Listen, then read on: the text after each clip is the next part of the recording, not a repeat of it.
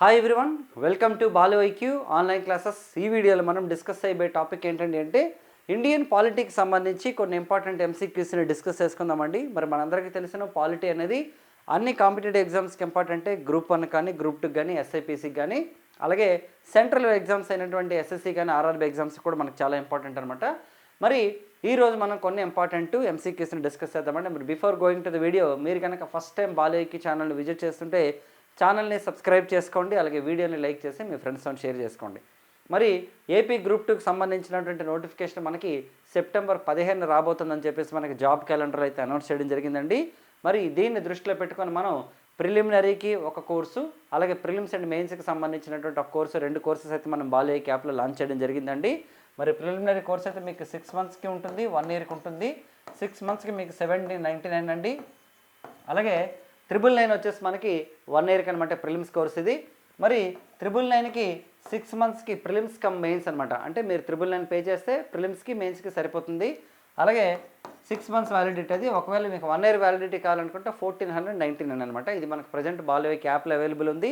ఈ వీడియో కింద డిస్క్రిప్షన్లో మీకు బాలు ఐక్యూ యాప్ లింక్ ఇచ్చానండి. అలాగే త్వరలో ఎస్ఐపిసికి సంబంధించి కూడా ఫుల్ కోర్స్ అనేది లాంచ్ చేయడం జరుగుతుంది. మరి ఎవరైనా సరే ఎస్ఐపిసి ఎగ్జామ్స్ కనుక ప్రిపేర్ అవుతుంటే మన యాప్ యొక్క లింక్ని మీరు షేర్ చేయండి మీ ఫ్రెండ్స్తోని.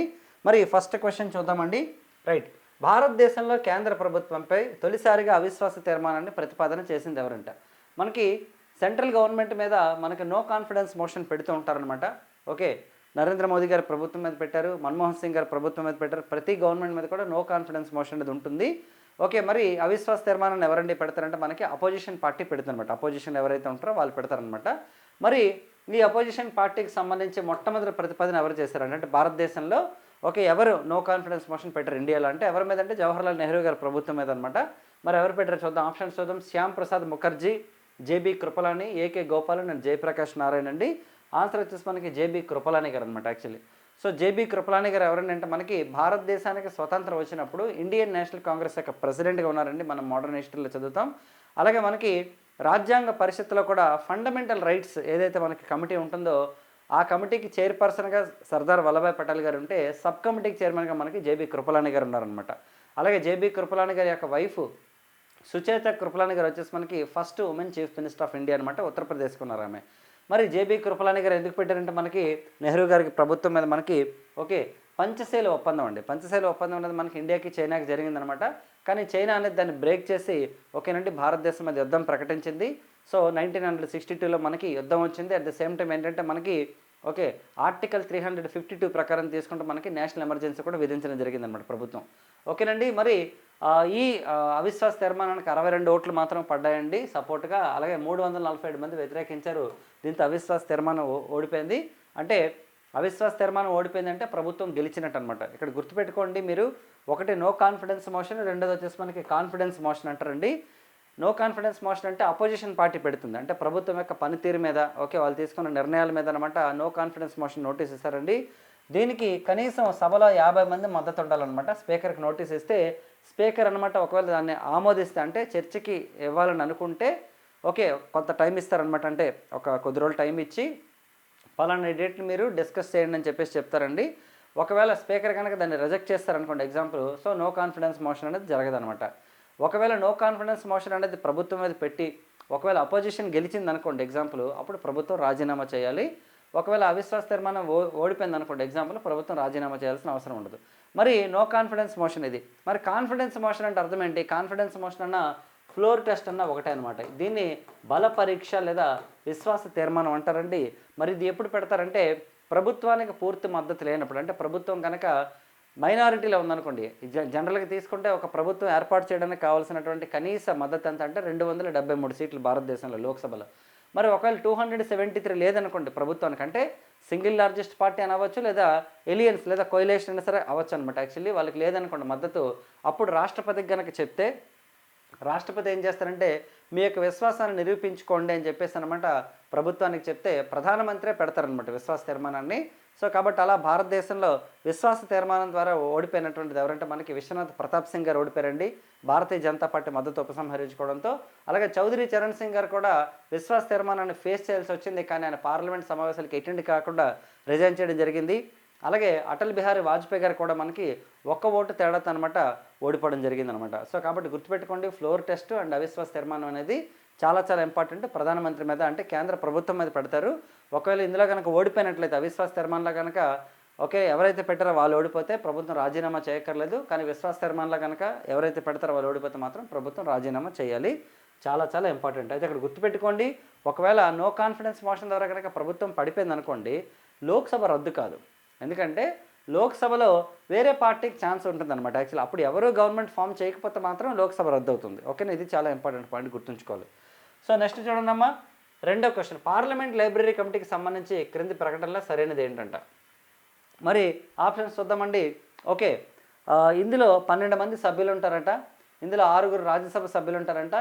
ఇది పార్లమెంట్ జాయింట్ కమిటీల్లో సభ్యుల పరంగా చిన్న కమిటీ అట. ఇందులో సభ్యులు పూర్తిగా లోక్సభ నుంచే ఉంటారంట. చూడండి, ఇందులో సభ్యులు 12 మంది ఉండరండి. ఓకే, యాక్చువల్లీ చెప్పాలంటే ఇందులో ఉన్న సభ్యులు 9 మెంబర్స్ అనమాట.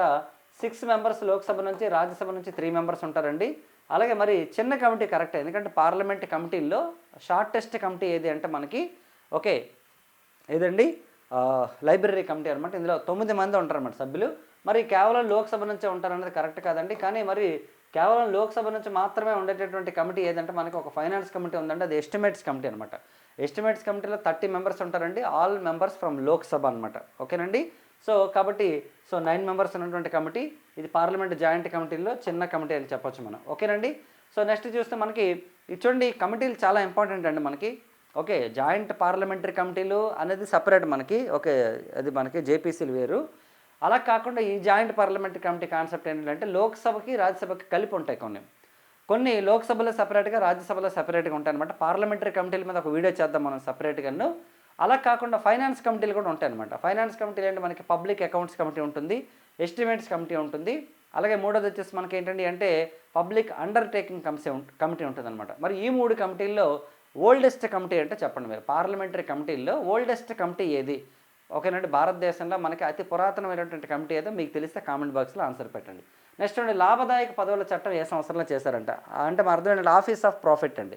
ఆఫీస్ ఆఫ్ ప్రాఫిట్ అంటే అర్థం ఏంటి, మనం ప్రెసిడెంట్ ఆఫ్ ఇండియా గారికి సంబంధించినటువంటి క్వాలిఫికేషన్స్ చదివేటప్పుడు ఆఫీస్ ఆఫ్ ప్రాఫిట్ కింద ఉండకూడదు అని చెప్పేసి చదువుతుంటాం మనం. మరి ఎప్పుడు చేశారు ఈ చట్టం? ఆప్షన్స్ చూద్దాం. 1949, 1955, 1958, 1959 అండి. ఆఫీస్ ఆఫ్ ప్రాఫిట్ యాక్ట్ వచ్చేసి మనకి 1959లో వచ్చిందనమాట. 1959లో మనకి లాభదాయక పదవుల చట్టం అనేది వచ్చిందనమాట. మరి ఏంటి అసలు ఈ చట్టం అంటే ఇక్కడ 2 ఆర్టికల్స్ మనం గుర్తుపెట్టుకోవాలండి. ఆర్టికల్ 102 ఒకటి, ఆర్టికల్ 191 ఒకటి.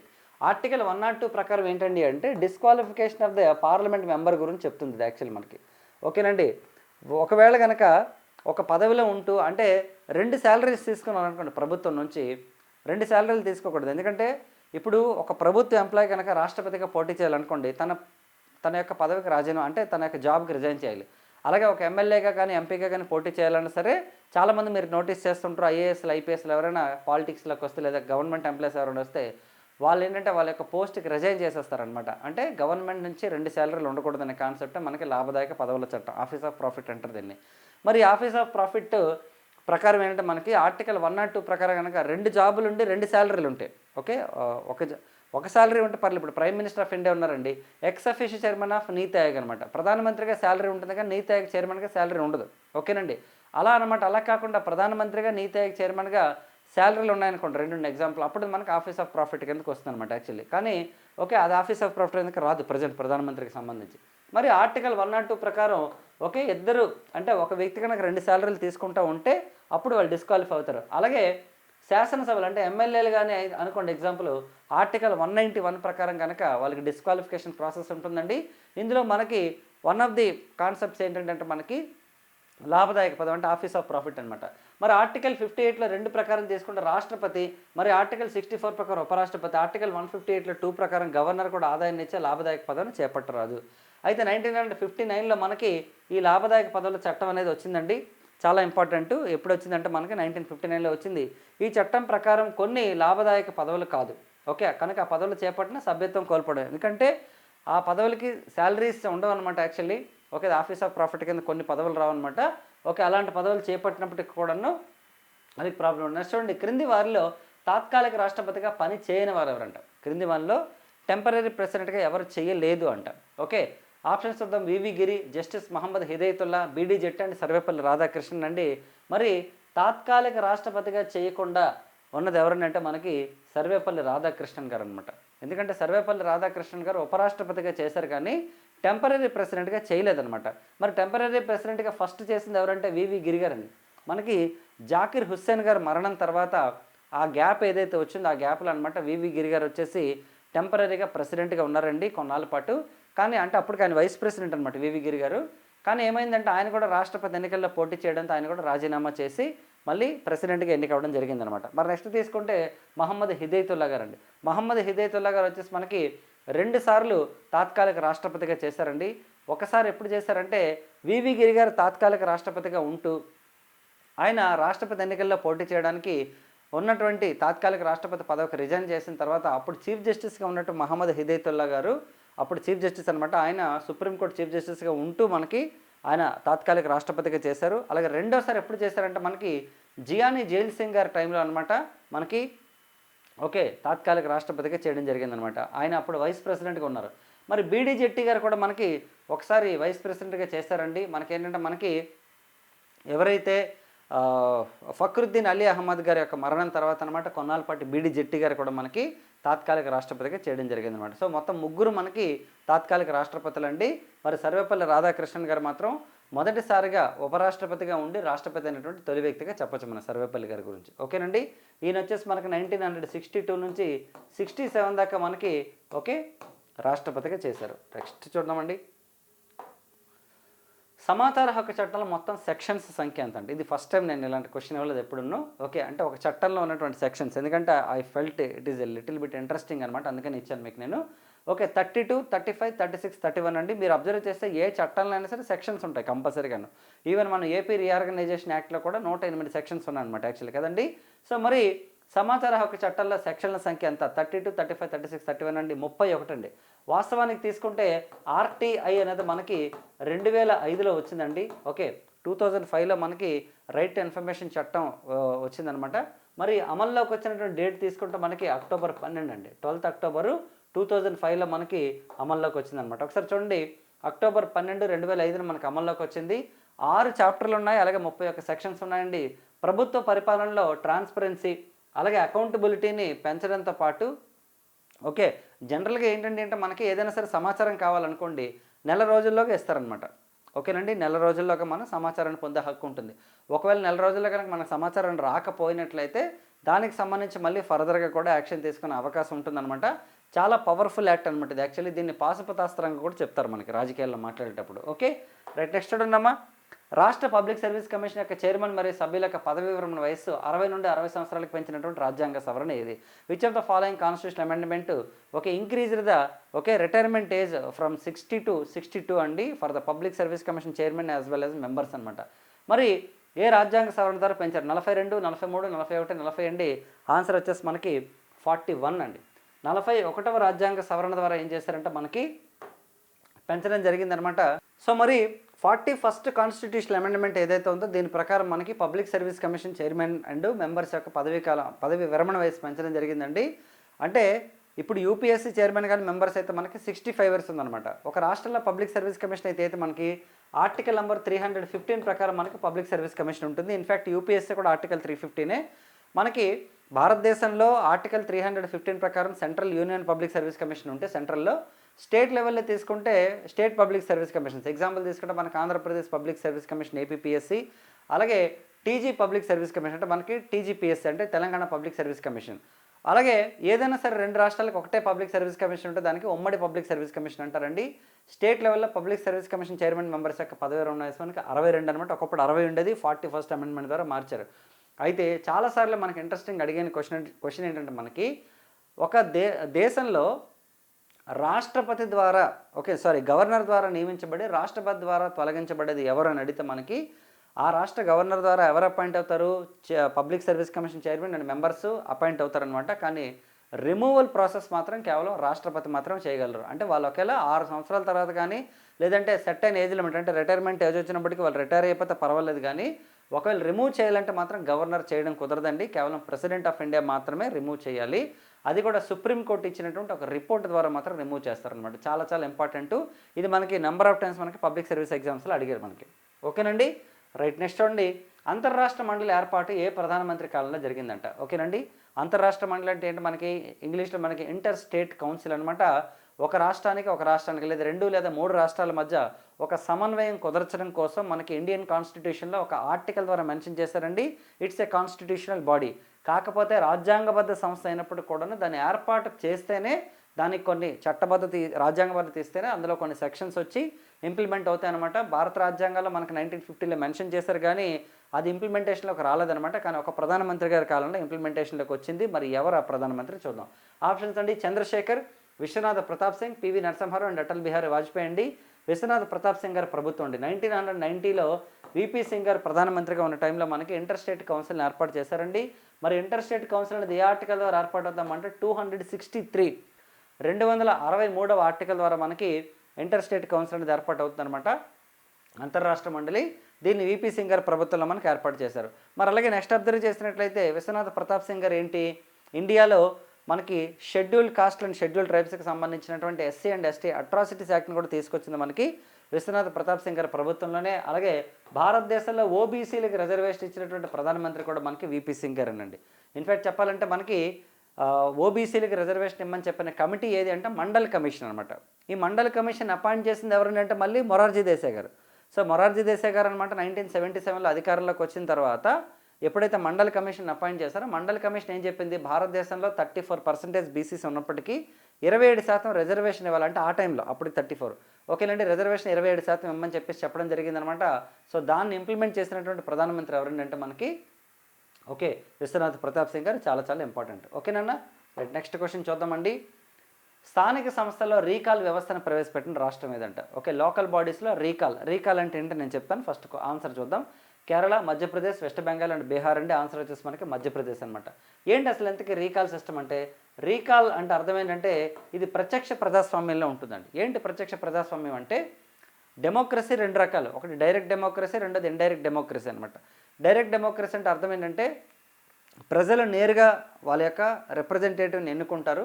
అంటే ప్రధానమంత్రిని నేరుగా ప్రజలే ఎన్నుకుంటారు అనమాట. ఇప్పుడు మనం ప్రధానమంత్రిని ప్రజలు ఎన్నుకోవట్లేదంటే మనం ఎవరిని ఎన్నుకుంటాం, ఎంపీలను ఎన్నుకుంటున్నాం. సో ఎంపీలు ఏం చేస్తారంటే ఒక వ్యక్తిని, వాళ్ళలో ఒక వ్యక్తిని అనమాట ప్రధానమంత్రిగా ఎన్నుకుంటున్నారు కదా. So we are electing our representatives అండి. సో ఇండైరెక్ట్ డెమోక్రసీ, మనం మన యొక్క రిప్రజెంటేటివ్స్ని పంపిస్తే వాళ్ళు మన ప్రధానమంత్రిని ఎన్నుకుంటున్నారు. అలాగే రాష్ట్ర ముఖ్యమంత్రి కూడా అంతే. మనం ఏంటి, మన ఏరియాలోని ఎమ్మెల్యేకి మనం ఓటేస్తే ఆ మెజారిటీని బట్టి ముఖ్యమంత్రి డిసైడ్ అవుతారనమాట మన దేశంలో. అంటే రాష్ట్రాల్లో ముఖ్యమంత్రులు, దేశంలో ప్రధానమంత్రి డిసైడ్ అవుతారు. కానీ ప్రత్యక్ష ప్రజాస్వామ్యాలు అలా కాదు, డైరెక్ట్గా ప్రధానమంత్రికే ఓటేస్తారు. ఓకే, అయితే ఇప్పుడు మనకి భారతదేశంలో ప్రత్యక్ష ప్రజాస్వామ్యానికి ఉదాహరణ ఏంటంటే సర్పంచ్ ఎలక్షన్స్. పంచాయతీ సర్పంచ్కి ఏంటి, మనం ఇప్పుడు ఎంపీపీని ఎన్నుకోవాలనుకోండి, మండల పరిషత్ ప్రెసిడెంట్ని మనం ఎంపీటీసీకి ఓటేస్తామండి. ఎంపీపీని అనమాట ఎంపీటీసీలు ఎన్నుకుంటారు. జడ్పీటీసీకి ఓటేస్తే జడ్పీటీసీలు అంతా కలిపి జడ్పీ చైర్మన్ ఎన్నుకుంటారు. కానీ సర్పంచ్లకి మాత్రం డైరెక్ట్గా ఓటేస్తాం, వార్డు మెంబర్కి ఓటేయం మనం, ఎందుకంటే దాన్ని డైరెక్ట్ డెమోక్రసీ అంటాం మన ఎగ్జాంపుల్ అనమాట. మరి రీకాల్ వ్యవస్థ అంటే అర్థం ఏంటి, ఎవరైతే ఎన్నుకున్నారో వాళ్ళే రిమూవ్ చేయటం.